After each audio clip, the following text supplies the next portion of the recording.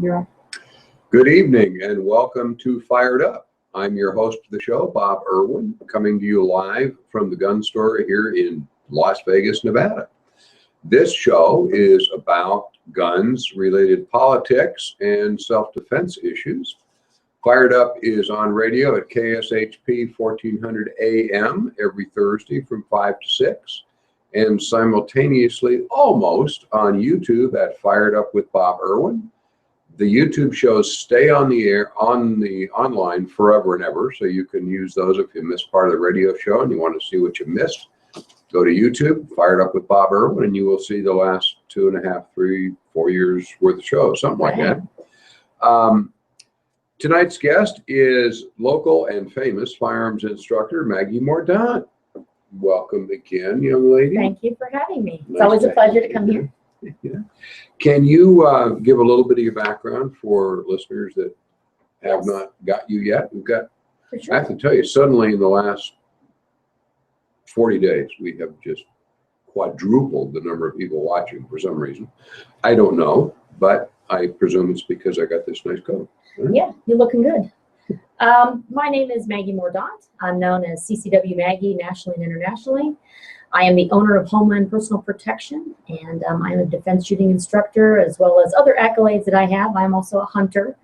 I also teach a women's class here at the gun store twice a month, and they've actually been going great.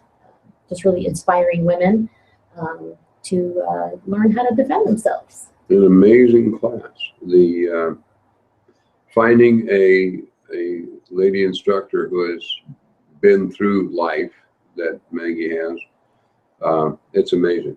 Now, if you are a woman and you have a gun and you're afraid to use it, don't know how to use it, you really need to go onto our website, thegunstorelasvegas.com, and you can sign up for the ladies self-defense class, for ladies firearms class. It'll change your life, truthfully. Anyway, if you have a question or comment about the show, you can send a text or an email to Bob at firedupmail.com. We'll leave that up there for a little bit during the show, so you can find our address. If you have a question for Maggie, you can find her contact information on our website, or you can just send it to me and I will forward it to her. We always start out with some self-defense cases because the media tends to only cover the bad side of guns, as if you hadn't noticed. There are several hundred uses of firearms every week in defensive modes, and most of which are never covered by the mainstream media. So I try to pick out 3 or 4 or 5 cases every week and give a background as to what happened. Some are good shootings, some are bad shootings, some are stupid shootings. I pick them out because what I want to happen is the listeners can put themselves in that position of the guy or the woman and go, gee, what would I have done? And some of them will critique and say, well, they should have done this instead. That is not to second guess the people that were there under the stress, living through the horrifying event, but to let the listeners and the viewers think about, okay, if that happened to me, maybe I should do plan B instead of plan C. Everybody reacts differently, but it gives you something to think about. The idea of the stories is for you to put yourself into that and see what you could have or should have or would have done. Most definitely. We're going to start out. This is WVTM-TV 13. It's NBC in Birmingham, Alabama. This was a great story. Yes. Yeah. Officers were dispatched to a home on Ethel Avenue at 2:20 a.m. in the morning. The sound a woman heard was a woman woke up from sound. She heard a noise. It turned out it was an intruder taking the air conditioner out of her window and climbing into the house. She grabbed her pink Millennium 9 pistol, walked out the bedroom door, and saw a male intruder in the hallway. She said, he was kind of close to me, so I shot and he fell. At some point, she turned on the lights and called 911. She told officers that this was my first time pointing and shooting. I'd never been to a gun range. I never went to target practice or anything. It was just at the time protecting myself. She said she shot 2 or 3 times. She actually hit the intruder once. The man was taken to the University of Alabama medical center. He's expected to recover. She bought the pistol, she said to reporters, 2 years ago for personal protection. She lived in the home for 7 months. Her house has already been broken into 3 times. 2 days prior to this, she heard someone trying to break in the same spot. This was apparently the same guy, the police believe, but he didn't get all the way in. Now she's 5 months pregnant and she's decided to move. Smart. No kidding. About 2 break-ins sooner would have been better. She made some comments to the media about how scared she was. No, I'll leave that to Maggie to talk about the psychology of this. But perfect case. Right down to the guy having to go to jail, saying he got shot by a lady with a pink pistol. I think he'll leave that out of the account. Well, she definitely said she wasn't scared. She's got that fight or flight, that close quarter combat situation. You know, she's so close that how could she miss? It's kind of what it looks like. You know, we do not rise to the level of our expectations. We fall to the level of our training, and she just basically improvised and got lucky. She shot out of fear, not out of any type of training that she had taken. But her reaction was quick. I mean, she quickly reacted to the situation, handled it. Who knows? It could have been the same person who had already tried to break in several other times. Maybe could be, you know, somebody she knew. Obviously knew she was alone, pregnant. You know, luckily she moved for the safety of her own child. A mother will do anything to save her children. I know that as a mother, and you know, she's not taking it for granted. And thank goodness that she did something smart, and that is to be her first own responder in defending herself and at least getting something, a tool of sorts. And this one is a gun, the ultimate equalizer, if you will, between yourself and someone who intends to do you harm. And it worked. Yeah, and in her defense for the marksmanship, lots and lots of people buy guns, and we talk to them every time about come practice, come train, whatever. And we get 30% maybe that do, and the rest put it off till next week, which turns out to be next year. But in her defense, when she came out with a gun, it was pitch black in the house. The guy was right there. So she just pulled the trigger. It was pitch black in the room. So the fact she hit him once is great. After she fired, she turned the lights on and saw what had happened. But imagine how much better she'd been if she actually ever fired the gun before. When I was researching for this story, I discovered a John Lott thing, kind of a research report about on women and guns, and he discovered from his data the number of women getting concealed carry permits has increased twice as quickly as the number of men getting permits. We're having a huge influx, obviously, in people getting concealed carry permits with crime up and terrorism, so on. But women are increasing twice as fast by percentage. Well, most definitely, women are in a position where the number one, we're the top percentage of the individuals who are being attacked, and we're seen as the easy target. But women are very detail oriented. So usually, maybe not in this case, but usually when we go and we do something like our defense, we usually take training or we look into it more. Maybe she didn't take training, but one would hope that gun that she did buy, at least she knew how to use it properly. And in this case, it looks like she did. She took the first step and had a gun. Otherwise, we'd be reading an entirely different story here. It'd be a sad situation. The gun store, we offer free concealed carry permit classes every Monday, Wednesday, and Saturday, 3 times a week. You can find them on our website, thegunstorelasvegas.com.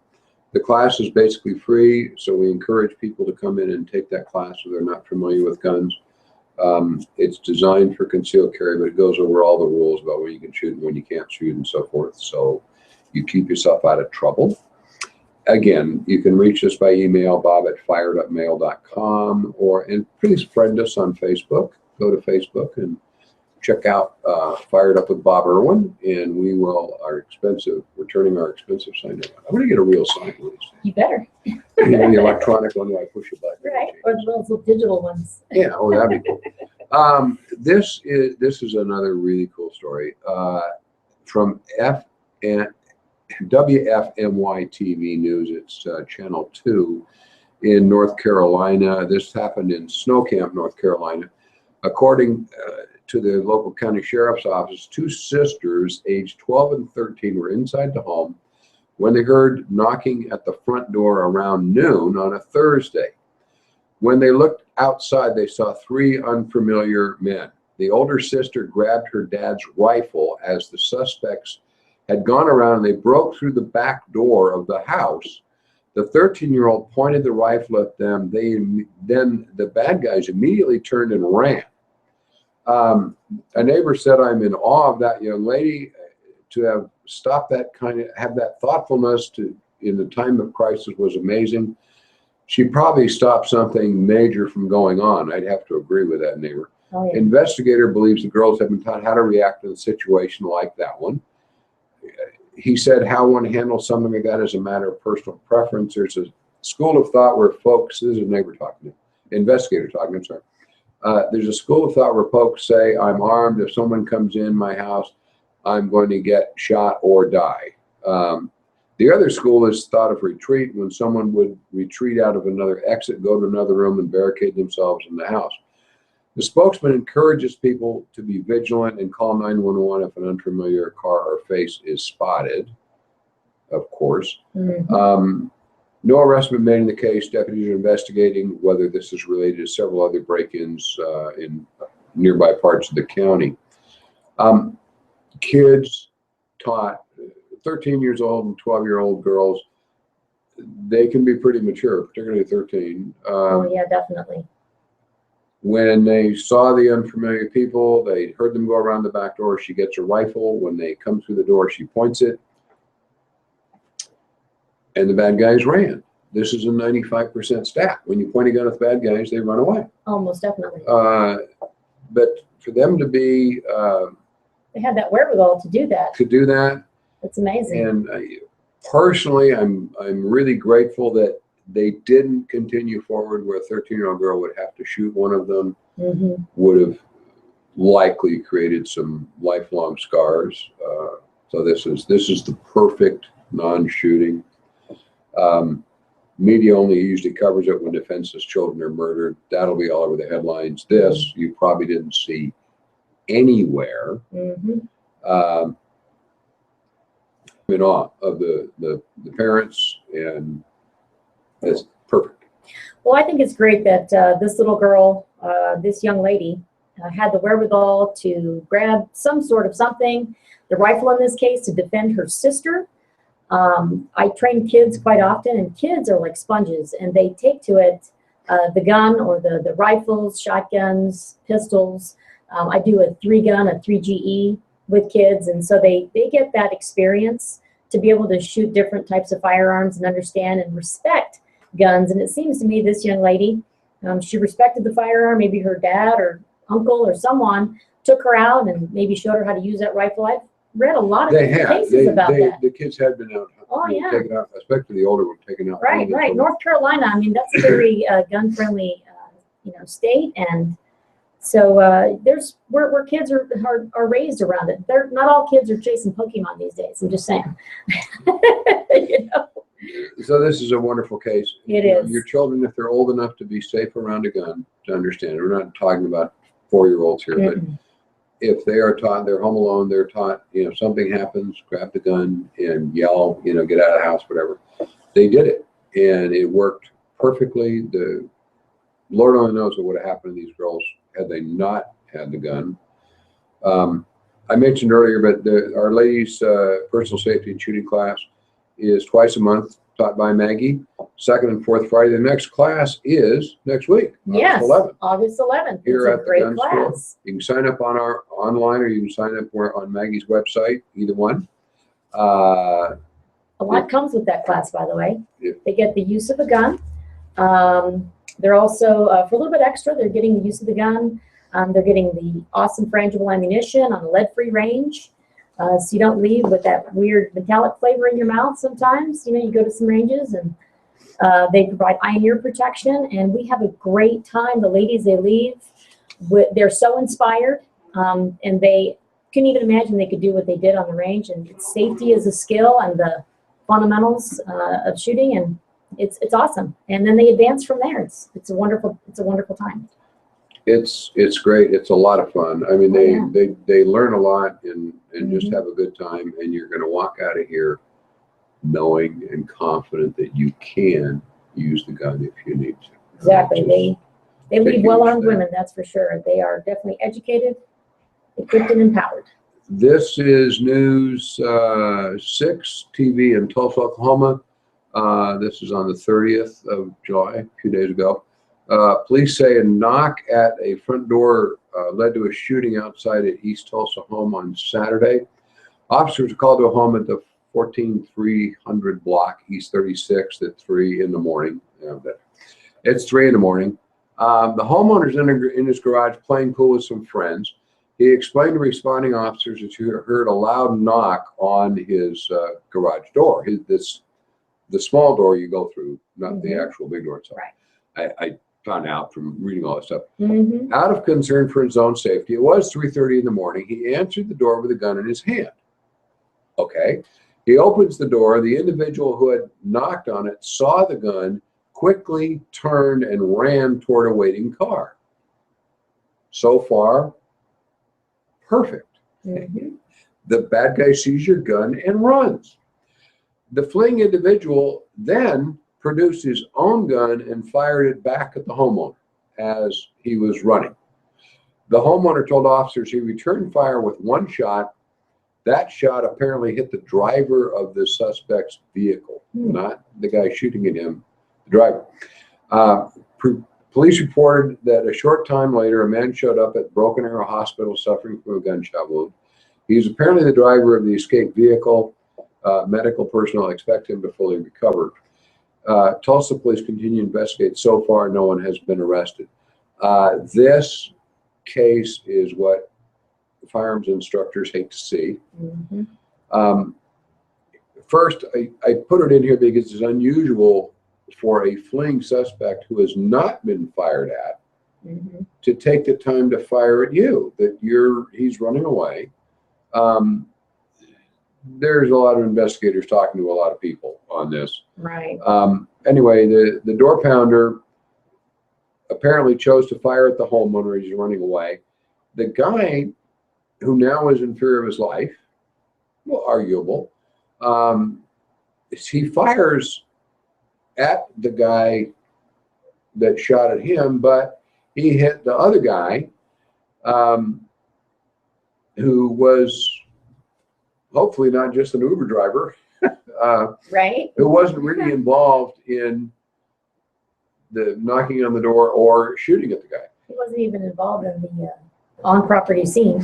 Now, this is in Oklahoma. Oklahoma's pretty good on laws that, if you act reasonably, the prosecutor's not going to charge you, the jury's not going to get involved much in a civil lawsuit. The lawsuit lawyers are going to go after this one. This is what they live for. All these guys that say, did somebody hurt you today? Call me. They're not just car wrecks. They love shootings. Because their claim is going to be, of course, the guy who got hit wasn't involved. He wasn't threatening the guy's life. The homeowner hopefully has the good sense only to speak through his lawyer about what happened. This is a case where you can really lose your house with your mouth. Oh, yeah. There are a lot of details that we don't have. The guy apparently now has climbed up, which is good.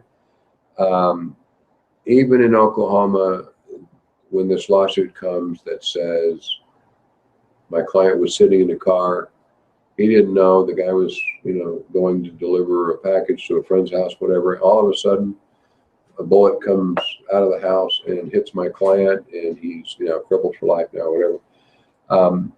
I understand the reaction, but as commonly said in our industry, every bullet you fire has a lawyer attached to it. Exactly. And you got to hit the right guy. When you hit the wrong guy, he may have been an accomplice. We don't know. But if he was an accomplice, he wasn't an accomplice to the shooting part. He wasn't threatening the homeowner. He was in the car minding his own business, I guess. I don't You know. know, I don't want to write the and story. I don't want to add stuff to this, but Mhm. this is 4 or 5 guys over at 3:30 in the morning playing pool. Do we suspect that perhaps the shooter was not entirely alcohol free? Right. That's the first thing they're going to look at. Was there a good reasonable cause? Yeah, there's a lot of question here. Yeah, I'd like to see how this one turns he's out. firing at the bad guy and he missed. That's happens, but when you hit somebody not involved, that's a problem. Yeah. Hopefully, for his sake, the guy was involved, and this was a pre-planned assault and all that. And they're both bad guys with long criminal histories. And his friends over there might be witnesses as to what else happened. Yeah, well, there's several of them. There are currently 5 or 6 people. Yeah, playing pool together and stuff. So anyway, questions, comments, Bob at Fired Up Mail. A lot of comments on this one won't really matter until we have more details. If you're planning a corporate event, you can add the thrill of machine gun shooting to that. Contact Melissa at thegunstorelasvegas.com. Find that on our website anyway, thegunstorelasvegas.com. I'm going to skip number 4 because it's really what would you say is your favorite machine gun to shoot, by the way? I was going to ask that. What's your favorite machine gun to shoot? I know you guys have so many. You guys have probably so the many. M249. M2, oh yeah. They're fun, and I get to shoot more bullets than the customers do. Right. This is a good story too.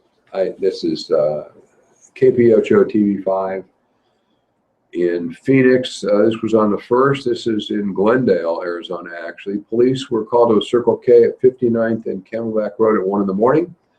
When they arrived on the scene, they discovered a 27-year-old male in the parking lot. He had been shot. Paramedics took him to the hospital where he passed away from his injuries. The shooting initially appeared to be random, but that changed when a 23-year-old woman called 911 from a nearby home to report that a man had tried to rob her at gunpoint near the store. Detectives learned the suspect had pointed a gun at the victim's head in a robbery attempt. She then drew her own gun, which was holstered on her hip, and shot him 1 time while she was in fear of her life. That's a quote from the police. Investigators found evidence at the scene to be consistent with what the witness and victims, the witnesses and the victim told them. Also, footage from the security cameras has been particularly helpful in the investigation. The woman was not arrested. It'll be up to the Maricopa County Attorney's Office to decide whether they will file charges, and I'm quite confident they won't. Court records show the dead robber had pled guilty to charges of trafficking in stolen property last year. I don't know of any other criminal history at the moment. The woman lives nearby. She walked over to the Circle K to get something, and as she's walking out, she's doing open carry. She's carrying a gun in a holster. It's 1 in the morning. Presumably it's dark. It is. Right. The robber is not. This is not a genius. He didn't notice that she's carrying a gun. It is Arizona. She could have concealed carry or open carry. You know. They said so if she was open carry. Oh, she was open carry. Okay. So it's in an open holster. There's always a risk the robber won't be alone, and whatever. We're risking a few details here, but I'm sure there'll be no charges filed. I've talked about this before on the air. When you're drawing on someone who is already pointing a gun at you, educational point here, it'll be a surprise to the bad guy. They don't expect you to do that if you have practiced with your gun, smoothly drawing, getting it out from under your coat if that's required, whatever. That's what makes this work. The individual that is robbing you, it's going to take them about 1.5 seconds to conceive that you are drawing a gun. Right. During that time, you can put 2 or 3 rounds out into the guy, hopefully, and that way he won't shoot back. If you stumble on the draw, you miss the guy, his reaction probably, even if he's hit with a bullet, is going to be to pull the trigger. Right. So Grasp reflex. yeah, this is dicey if your draw stroke isn't practiced and you haven't practiced shooting at a target that's 3 feet away, which is where the bad guy is really going to be when you have to shoot him. I know we make you shoot at 15 yards in real life.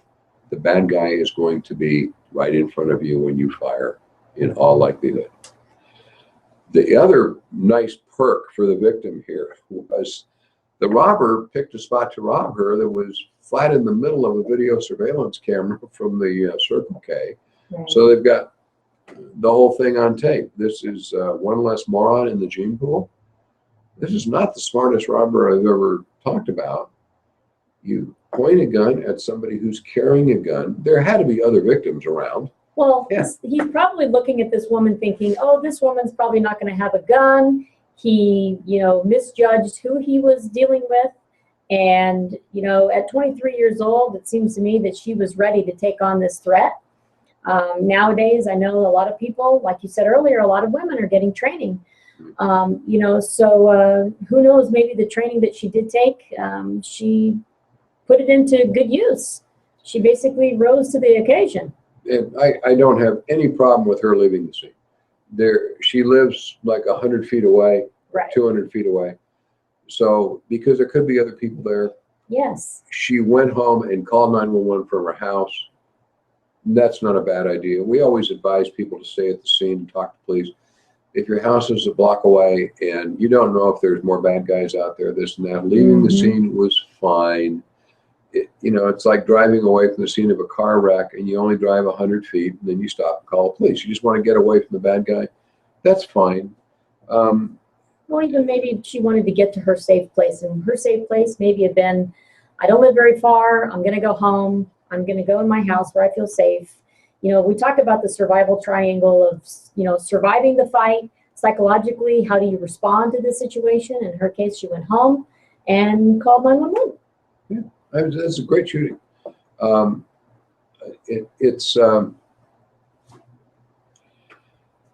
Ultimately, it all worked out well, and unfortunately, it's always unfortunate in my heart that someone had to die over it. Yeah, but you know that's what? the bad part. You try to jump in front of a train and stop it, you're going to get squashed. Someone's already pointing a gun at your head.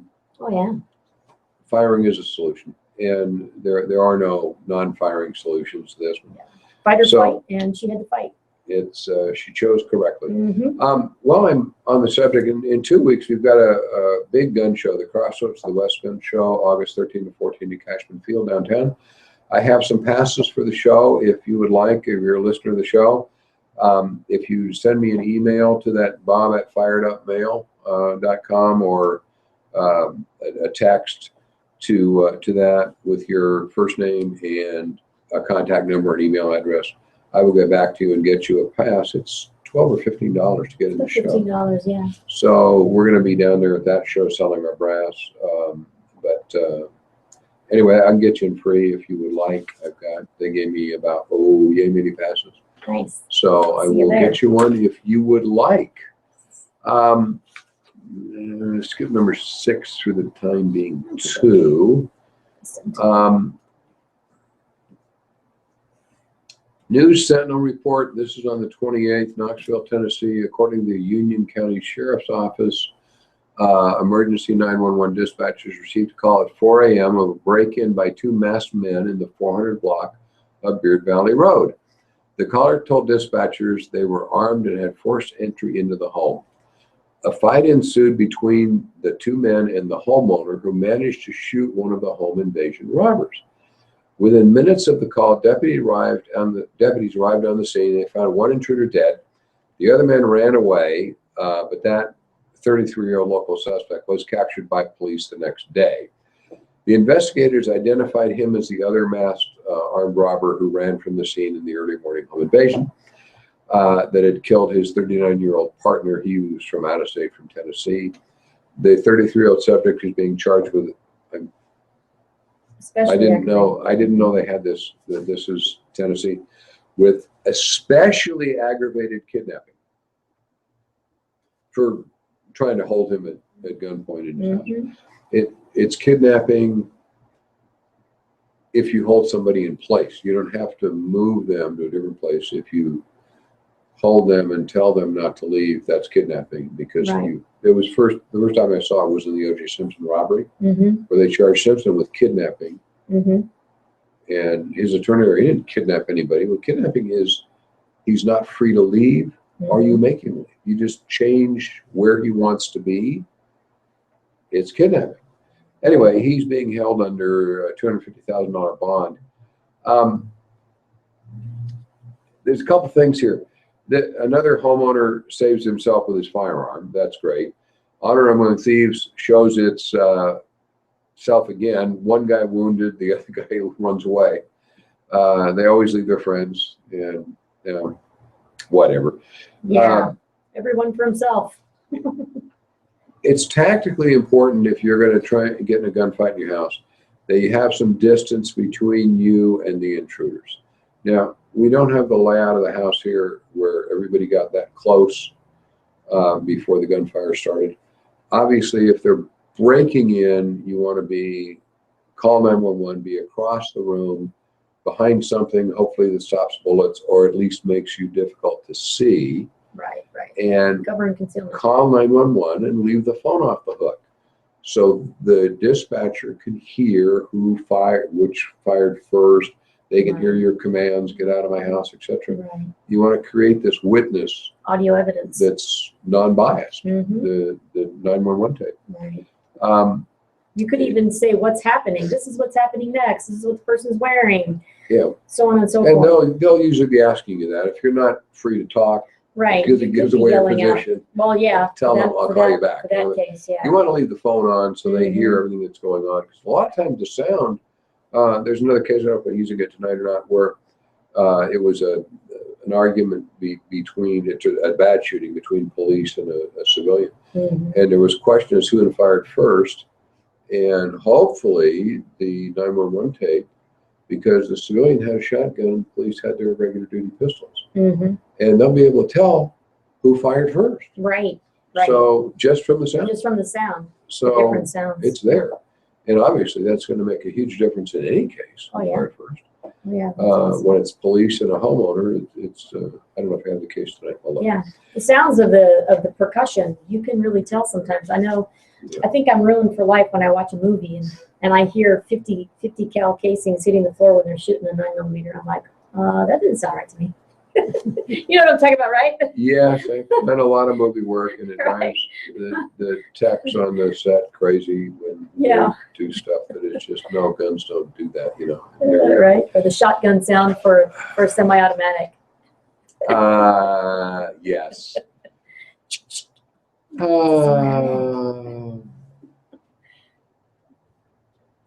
Well, I actually do have that case. So it's the next case. The next one. Here we go. This is NewJersey.com, reported on the 30th of last month. Upper Darby Township, New Jersey, an elderly couple were asleep late Friday night at their Cumberland County home when their dog began barking around 11:30 p.m. A security system. That's their security system. I love little yappy dogs. There you go. Didn't wake the husband up, woke up the wife, who got the husband up. So he went down the living room. At that point, according to his attorney, the husband looked through the doors leading to their back deck, which are glass doors, and saw a shadowy person outside. Mm-hmm. He returned to the bedroom, got his shotgun. He felt intruders were trying to get in, and he was yelled to his wife to call 911. Meanwhile, 2 state troopers had been sent to the response of a gunshot, which turned out to be an erroneous address, a different house. Mm-hmm.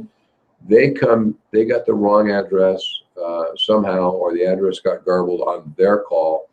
They come to this house thinking it was the 911 hang-up call, is what they'd got. They tried to get the attention of someone in the home by knocking on the front door, and there was no response. So they went around to the back deck. Probably when they knocked on the front door is when the dog started barking, we're going to assume it. It took them a while to get there. There's a little time lapse here. Anyway, you've got the troopers arriving. They're on the back deck in the dark. The homeowner has gone back, got his shotgun. He's inside in the house in the dark. He sees a shadowy figure. There is an exchange of shots. One trooper fired 4 times. The 76-year-old homeowner fired his shotgun once. The investigators have not said who fired first. That's where the 911 tape really matters. The guy's attorney said the trooper fired first from outside the home as the husband stood in the living room. He was hit 3 times. Then he fired 1 round from his shotgun that went through one of the doors, slightly injuring one trooper. Apparently the trooper was not actually hit with a shot pellet. He was hit with some glass that was blown out of the door. He's okay. The homeowner is at Cooper University Hospital. He's expected to survive. It's being investigated now by the New Jersey Attorney General's office, obviously, rather than the state police, because it has to be an outside agency, obviously. This is a horrible example of everything that can go wrong in a shooting. Oh, yeah. No bad guys involved. We got good guys shooting at each other. The cop side, they arrive, they see a man with a gun, and they fire at it. They're going to a 911 hang-up call. Dark inside the house, they can see enough, the guy with a gun. Mm-hmm. The resident sees a figure on his patio at midnight and fires to protect himself.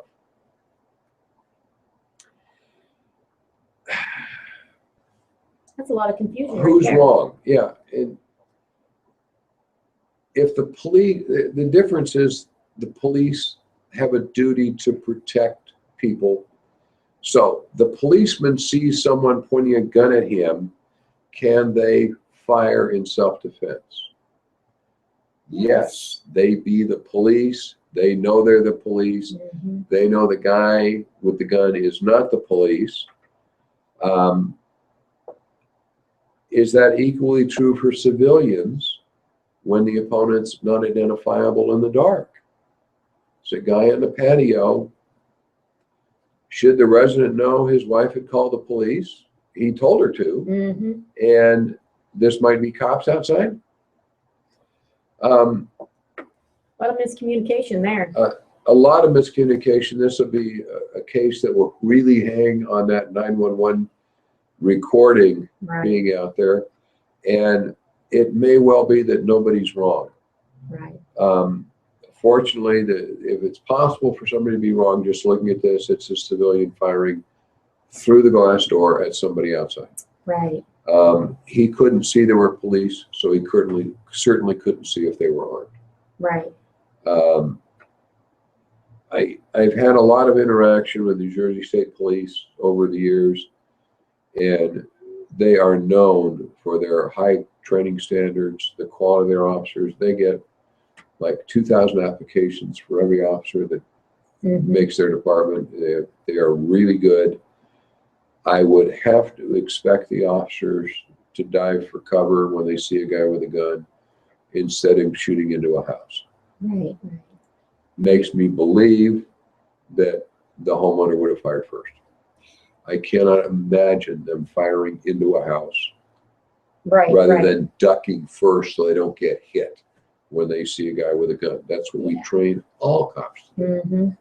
So that's my opinion. We'll see if I'm right when this thing shakes out. We will follow up on this. Upper Darby, New Jersey. If you want to look it up on the internet, there's probably a lot of information on it, maybe more than I have here now. Yeah, Cumberland County. They've kind of clammed up on it because the investigators are going, wow. You know, there's so many things that happened here all at once. And bear in mind now, this confrontation, the shoot back is what, 2 seconds? Oh, I mean, there's doesn't take long. no time in here. Not at all. Okay. I've got a couple of other gun news things I want to handle, and then maybe we'll go back to one of the stories I skipped.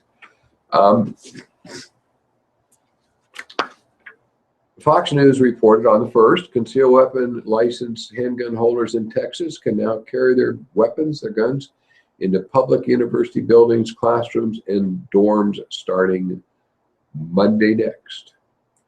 The campus carry law pushed by Governor Greg Abbott and Republican legislators takes effect on Monday. Texas is one of a handful of states that guarantee the right to carry concealed handguns on campus. This has been a controversial issue. I mean, it has been here in Nevada, big time. And people, there's this giant assumption that it's going to be bad, that, you know, people are going to be shooting teachers, and there's a couple of teachers that have resigned. A bunch of teachers have sued the state now to block implementation of this. Interesting that they mentioned this law was signed by the governor 50 years to the day of the famous mass shooting, the University of Texas Tower shooting. Yeah, the clock tower shooting, yeah. Where a number of people were killed, and they blocked off the whole, 16 people or something were killed. Yes. They blocked off the whole area, and the police came in and shot back and forth, and eventually they shot the guy, and there were a whole lot of people wounded. I want you to imagine that Texas Tower shooting when everybody on campus that wants to be carrying a concealed firearm. How many of them Texicans are going to fire back at the guy in the tower and neutralize him right then? Think about it. Texans. We're called, Would you want to go anywhere in Texas? We're called Texans. I'm from Houston, Texas. Did you say Texican? Texicans. I said Texicans.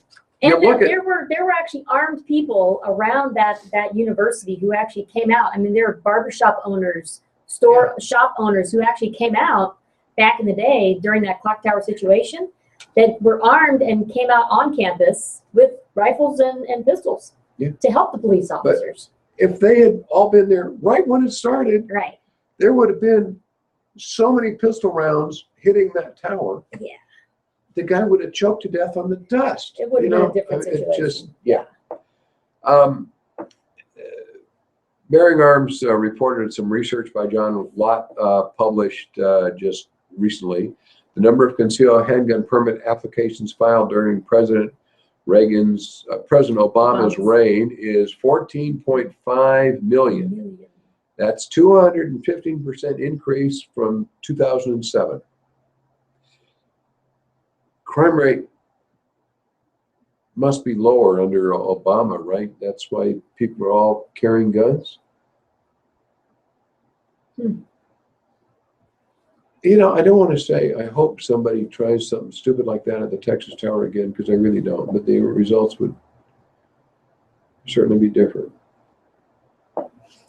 Yeah, most definitely. More people are taking up the position that they can defend themselves. They understand that they are their own first responder, being able to utilize their choice of firearm and use it either just in the home or concealed carry.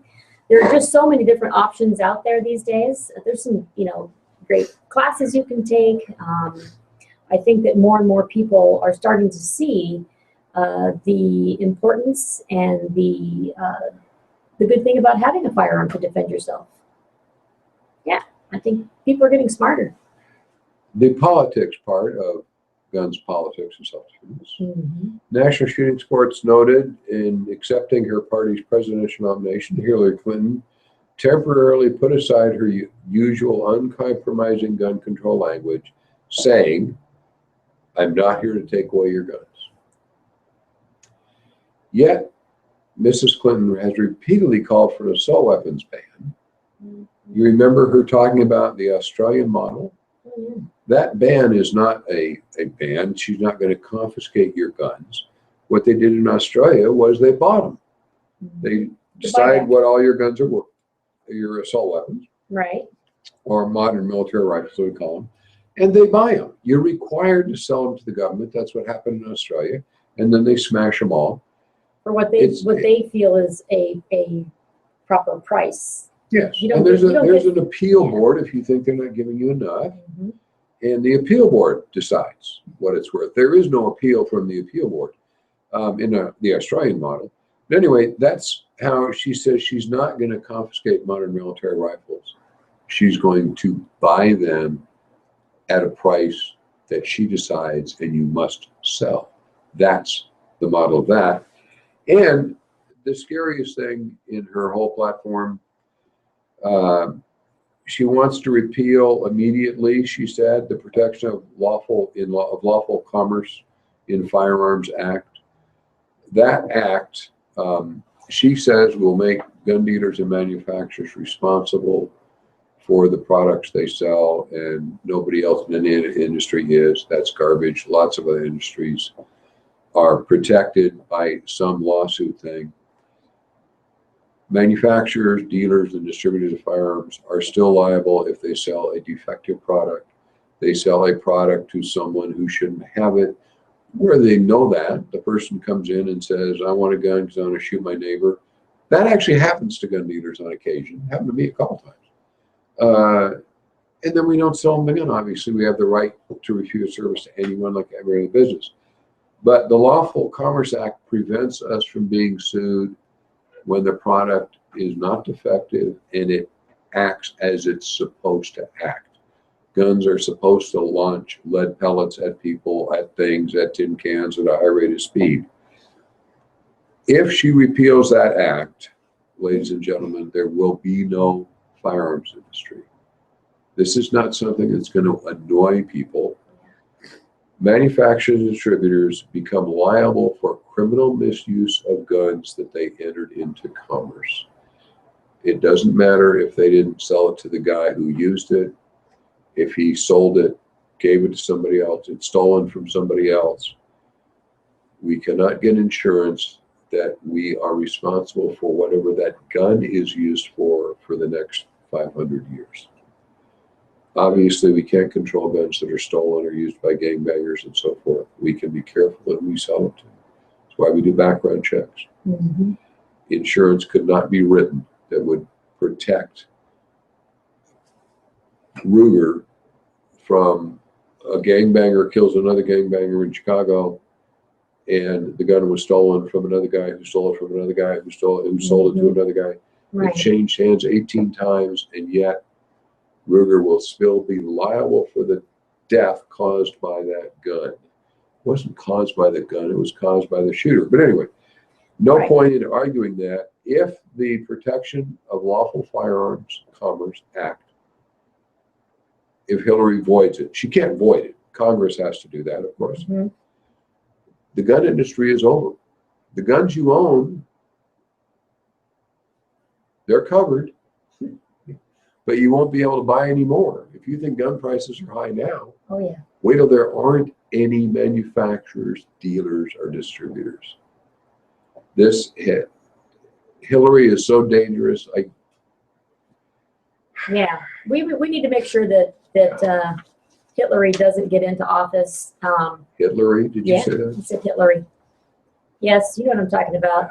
She's just like Hitler. Hitler tried to disarm many in Germany, And then and murder them. we know what happened there. So as soon as you disarm the civilians and you don't allow them to defend themselves against those who would intend to do them, or even our own government, we put ourselves in a position. And if this happens, and if Hillary gets into office, we only have ourselves to thank, and you, the individual who may vote for her, should not vote for her. And that's my opinion. This has nothing to do with Bob or the gun store or anything like that. That's my opinion, CCW Maggie. Do not vote for Hillary. You are putting yourself in the box if you do. This weekend, Western Trails Gun Show, August 6th and 7th, Saturday and Sunday. It's the East Side Cannery. That's at Boulder Highway in Russell, right on the corner. They have free parking there, which is nice. Western Trails is not a really large show, but there's a lot of stuff there. It's kind of a neighborhood kind of show. I'll be there at the NRA table part of Saturday and hopefully part of Sunday, because football season hasn't started yet.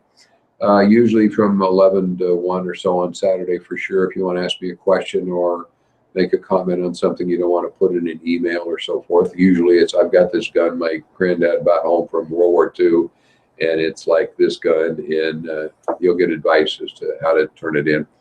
The bigger show, the Crossroads of the West, is the week after at Cashman Field downtown. We'll be there with our brass and so forth, and I do have passes for that. If you want to pass to that show, drop me an email again at our contact address with your name and contact email, and I'll get one to you.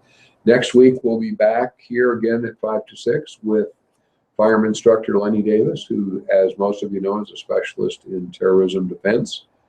Lots of stuff going on in his world right now. Most definitely. Thanks for listening to us on radio and watching on YouTube. Now, I'm going to go back and cover one other story in the next 4 minutes. Yes. Media reports this week, this is the 22nd, the State Department regulations issued July 22nd as a guidance to the applicability of the ITAR registration requirement. This is how that affects you. ITAR, the regulations for international trafficking in arms, requires that anybody who manufactures anything has to register with ITAR and pay a minimum of a $2,200 fee because we might export something, even if we never export.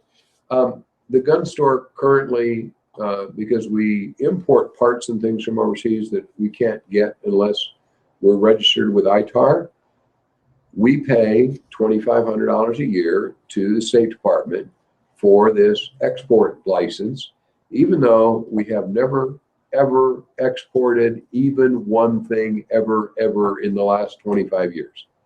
We have to have this license. They make $2,500 a year for doing nothing. And this is, again, not just gun companies, it's all manufacturers.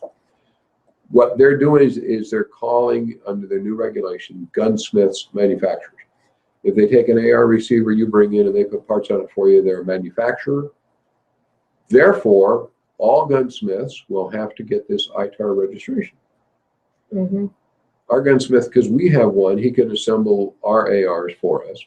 But your neighborhood gunsmith now is going to pay $2,500 a year to the State Department, so he can put a stock on your rifle. Ludicrous fundraiser for the government. And this is done by regulation. State Department just decided gunsmiths are manufacturers of a product. So are they going to make them also get FFL licenses as well? Well, that's the issue, and they're fighting it, but there's nowhere to fight it because this was a regulation. They just decided that gunsmiths are manufacturers. No. That when you put a new stock on an old gun, you have manufactured a new product. The gunsmith has to stamp his name on it. Therefore, it's manufactured. Therefore, it's $2,200 a year to the State Department. This is the current State Department. It's a ripoff. It's an absolute ripoff. It will put lots of people out of work. Unfortunately, we are wound to the end. Hopefully, we will see you at the Cashman Show. Don't forget, you can get a free pass if you send me a note. Okay. And you can read my stuff if you want on all my sites. MLN.com. MLN.com. And